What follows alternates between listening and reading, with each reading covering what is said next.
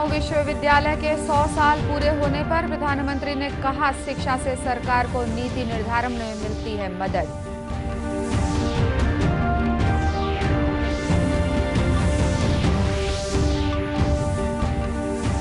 राष्ट्रपति ने कहा कि जनता की अपेक्षाओं को पूरा करने लोकतंत्र के सिद्धांतों के प्रति ईमानदार रहे जनप्रतिनिधि। पीठासीन अधिकारियों के सम्मेलन में हुए शामिल।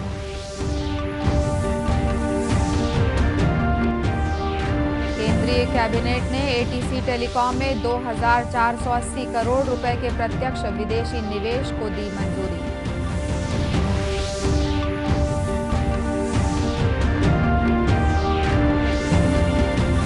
और मुख्यमंत्री ने रायपुर में विभिन्न निर्माण कार्यों का किया लोकार्पण।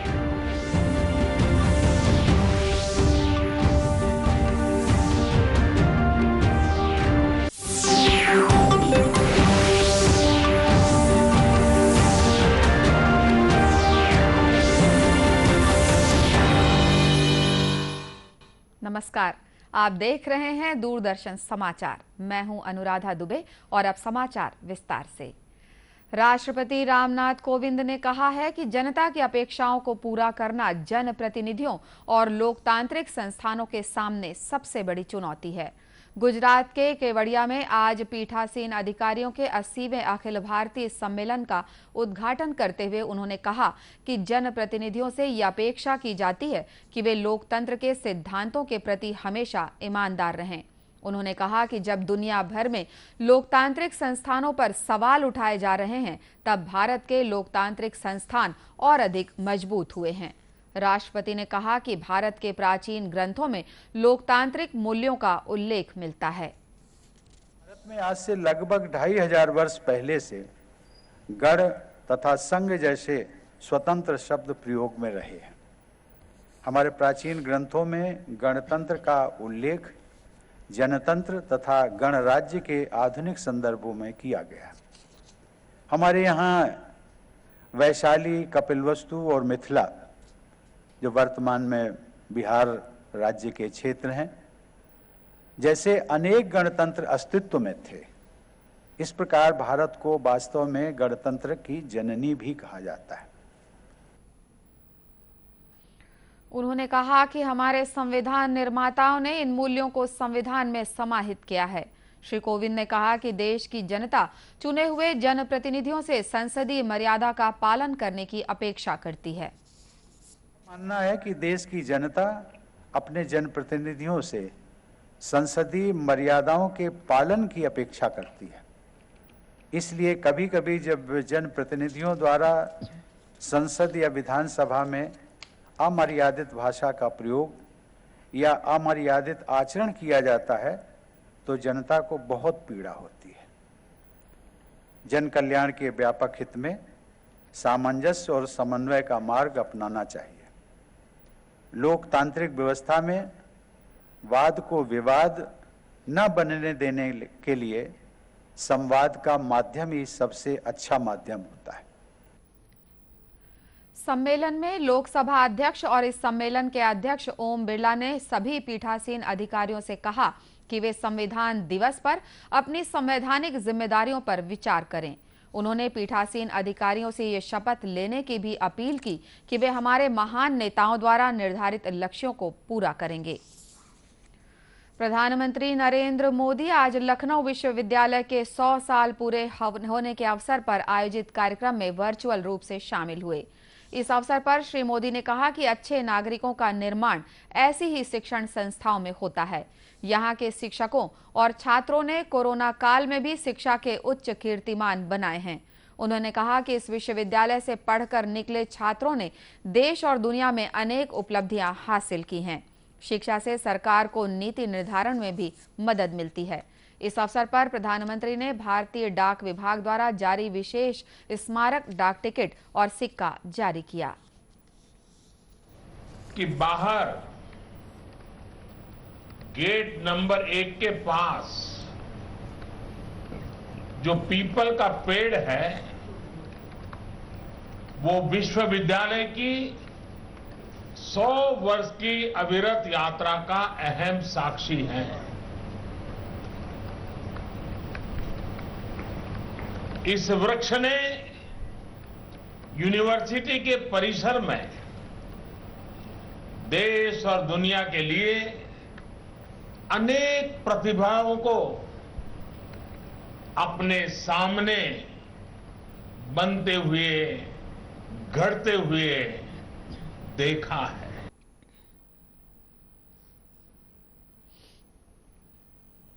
केंद्रीय मंत्रिमंडल के आर्थिक मामलों की समिति की बैठक आज नई दिल्ली में प्रधानमंत्री नरेंद्र मोदी की अध्यक्षता में हुई।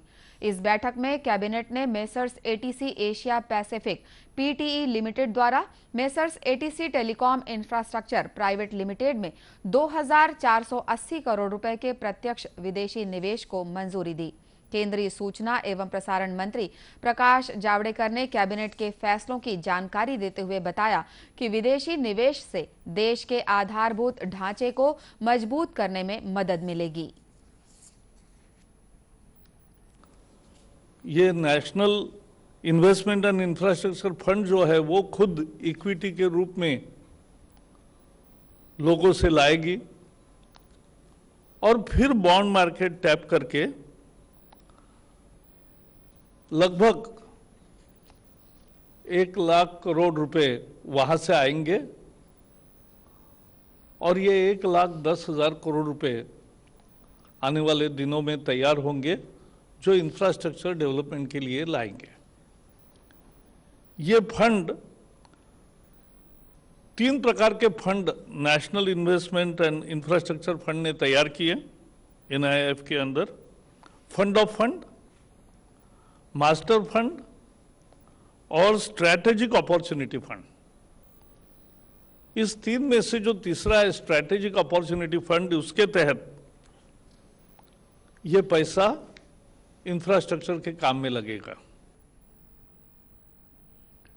इसी तरह कैबिनेट ने असीम इंफ्रास्ट्रक्चर फाइनेंस लिमिटेड और एनआईआईएफ इंफ्रास्ट्रक्चर फाइनेंस लिमिटेड के साझा NIIF infrastructure debt financing platform में पूंजी लगाने की मंजूरी दी। एक अन्य महत्वपूर्ण निर्णय में मंत्रिमंडल ने लक्ष्मी विलास बैंक के डीबीएस बैंक इंडिया लिमिटेड में विलय की योजना को भी अपनी मंजूरी दी। गौरतलब है कि जनता और हितधारकों से सुझाव और आपत्तियां आमंत्रित करने के बाद भारतीय रिजर्व बैंक ने विलय की ये योजना तैयार कर उसे सरकार की मंजूरी के लिए पेश किया था ताकि जमाकर्ताओं को सहूलियत मिले। खबरों का सिलसिला आगे भी जारी रहेगा। फिलहाल वक्त है एक छोटे से ब्रेक का।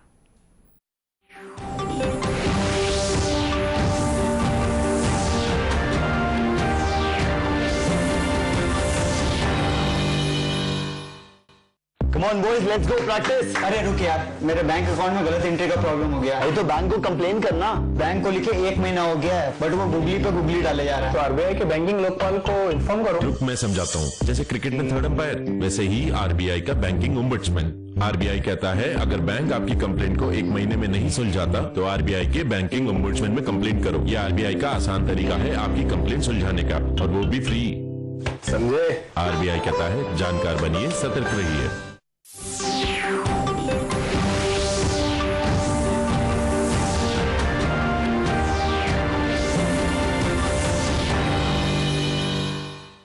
ब्रेक के बाद एक बार फिर स्वागत है आपका दूरदर्शन समाचार में।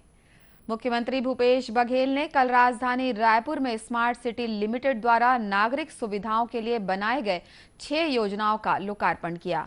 इस निर्माण कार्यों में देवेंद्र नगर सड़क विस्तारीकरण और सौंदर्यीकरण तथा दुकान निर्माण कार्य शामिल है, जो कि करीब 3 करोड़ 28 लाख रुपए की लागत से बनाई गई है।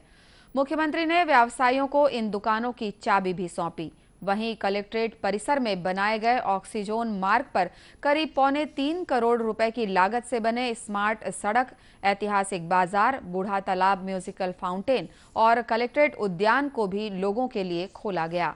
वहीं करीब 20 करोड़ रुपए की लागत से बनाए गए जवाहर बाजार में 150 दुकानें हैं। इनमें 67 व्यवसायियों को दुकानें आवंटित कर दी गई हैं। कलेक्ट्रेट परिसर में लैंडस्केपिंग और लाइटिंग के साथ आकर्षक उद्यान विकसित किया गया है। मुख्यमंत्री ने सिटी कोतवाली थाना, कबीर नगर थाना भवन का भी लोकार्पण किया और साइबर संगवारी वाहनों को हरी झंडी दिखाकर रवाना किया। ये वाहन साइबर अपराधों की रोकथाम के लिए सहयोगी होंगे। भारत ने कोविड-19 के खिलाफ अपनी लड़ाई में नया कीर्तिमान स्थापित किया है। संक्रमण के नए मामले लगातार 18वें दिन प्रतिदिन 50,000 से नीचे दर्ज किए गए। पिछले 24 घंटों में लगभग 44,000 नए मामले सामने आए और लगभग 38,000 लोग उपचार के बाद स्वस्थ हुए। अब तक 86,42,000 से अधिक लोग संक्रमण से ठीक हुए हैं। स्वस्थ होने का राष्ट्रीय औसत बेहतर होकर 93.72% हो गया है। मौजूदा सक्रिय मामलों की तुलना में लगभग 20 गुना लोग संक्रमण से ठीक हो चुके हैं। केंद्रीय स्वास्थ्य मंत्रालय ने कहा कि देश भर में स्वास्थ्य सुविधाओं का विस्तार तथा राज्यों और केंद्र शासित प्रदेशों द्वारा कोविड से संबंधित केंद्र द्वारा जारी दिशा निर्देशों का कड़ाई से पालन कराना, चिकित्सकों, चिकित्सा कर्मियों और कोरोना योद्धाओं द्वारा किए जा रहे समर्पित कार्य से संक्रमण से स्वस्थ होने वालों की संख्या बढ़ी है और मृत्यु दर घटी है। इधर छत्तीसगढ़ में पिछले 24 घंटों के दौरान 1,829 कोरोना के नए मरीज सामने आए हैं। वहीं सक्रिय मरीजों की संख्या 22,815 है। इस बीच अस्पताल से करीब 84,147 मरीज डिस्चार्ज किए जा चुके हैं, जबकि 15 लोगों की मौत कोरोना संक्रमण के कारण हो चुकी है। प्रदेश में कोरोना संक्रमण को देखते हुए राज्य सरकार ने सभी लोगों को मास्क लगाना अनिवार्य कर दिया है। बिना मास्क के पाए जाने पर 200 रुपए जुर्माना का प्रावधान किया गया है। प्रदेश में 1 दिसंबर से किसानों से समर्थन मूल्य पर धान खरीदी शुरू हो रही है। मुख्यमंत्री भूपेश बघेल ने कहा है कि इस दौरान किसानों की सुविधा का पूरा ख्याल रखा जाएगा। इसके लिए धान खरीदी केंद्रों में सभी तैयारियां शीघ्र पूर्ण करने के निर्देश उन्होंने अधिकारियों को दिए। इस वर्ष करीब 21.5 लाख किसानों ने पंजीयन कराया है। इसमें 2.5 लाख नए पंजीयन हैं। पिछले साल की तुलना में इस साल पंजीकृत किसानों की संख्या 10% अधिक है। धान खरीदी के लिए आगामी 27 नवंबर से टोकन वितरण का कार्य शुरू कर दिया जाएगा। इसी कड़ी में दुर्ग जिले में धान उपार्जन केंद्रों में सभी तैयारियां की जा रही हैं। ग्राम जेवरा सिरसा के समिति प्रबंधक दुर्गेश कुमार साहू ने बताया कि इस बार 998 किसानों ने पंजीयन कराया है, जो पिछले साल की तुलना में अधिक है। इस बार धान खरीदी की व्यवस्था जो है पूर्व वर्ष की भांति प्रारंभ हो चुका है, जिसमें जैसे हमारे पिछले वर्ष पंजीकृत कृषक 898 किसान था, जिसमें से इस वर्ष 2020-21 के लिए 998 किसान, जिसमें 100 किसानों की वृद्धि हुई है और साथ ही साथ रकबा में भी वृद्धि हुई है। और इस प्रकार से पंजीकृत की जो पंजीयन की प्रक्रिया पूर्ण हो चुका है और पंजीयन की प्रक्रिया पूर्ण होने के उपरांत अब हम धान खरीदी की जो व्यवस्था है उसके लिए फड़ की जो साफ सफाई वो भी करवा चुके हैं और साथ ही साथ चबूतरा निर्माण भी हो चुका है। और शासन के निर्देशानुसार जैसे कि 1 दिसंबर से धान खरीदी प्रारंभ करना है, तो उसी की व्यवस्था में और अच्छे से हम लगे हुए हैं।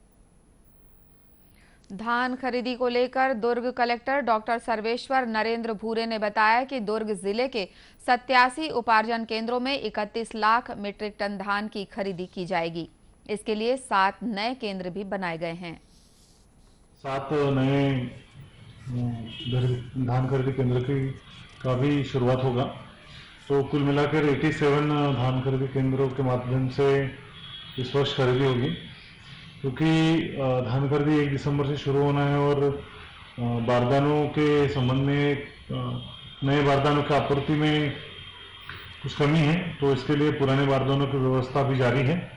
लगभग जितनी आवश्यकता है उससे अभी इनिशियल धान खरीदी के लिए जितने बारदानों की आवश्यकता है उतने बारदाने एकत्रित कर लिए गए हैं। धान खरीदी के दौरान बारदानों की कमी न हो, ये सुनिश्चित करने के निर्देश सभी जिला कलेक्टर्स को दिए गए हैं।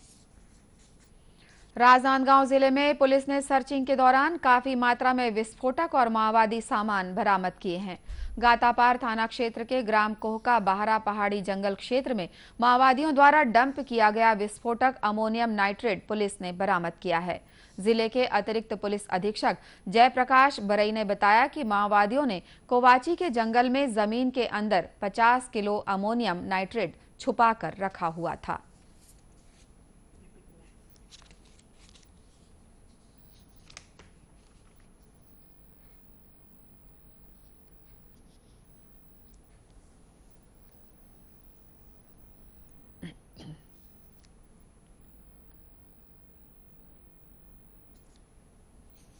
का आईडी जब्त किया गया है। अमोनियम नाइट्रेट था मूलतः, जिसको एहतियात के तौर पर सुरक्षार्थ उसको डिस्पोज कर दिया गया है। पुराने गोपनीय सैनिक की सूचना पर से पुलिस के द्वारा ये कार्रवाई की गई। दूसरा, गातापार क्षेत्र अंतर्गत एक गांव में पुलिस को सूचना मिली कि कुछ डंप है, जिस पर से गोंदिया पुलिस और जिला पुलिस राजनांदगांव के द्वारा उस डंप को जब्त किया है, जिस पर जरूरी आवश्यक सामग्री एवं कुछ नक्सली साहित्य एवं डैमेज हुआ ग्रेनेड प्राप्त हुआ है। उधर दंतेवाड़ा जिले में 3 लाख के इनामी माओवादी ने पुलिस के समक्ष आत्मसमर्पण किया है। जिले के पुलिस अधीक्षक अभिषेक पल्लव ने बताया कि डीवीसी सुरक्षा दलम का डिप्टी कमांडर बड़े गुटरा, एटेपाल और छोटे गुटरा के आसपास के इलाकों में माओवादी गतिविधियों में सक्रिय था। उसने राज्य सरकार के लोन वर्राटू अभियान के तहत आत्मसमर्पण किया। पुलिस ने सर्चिंग के दौरान इन क्षेत्र के जंगलों में माओवादी साहित्य और अन्य सामान भी बरामद किया, जिनकी कीमत करीब 2 लाख रुपए है। इसी के साथ ये समाचार बुलेटिन समाप्त हुआ। नमस्कार।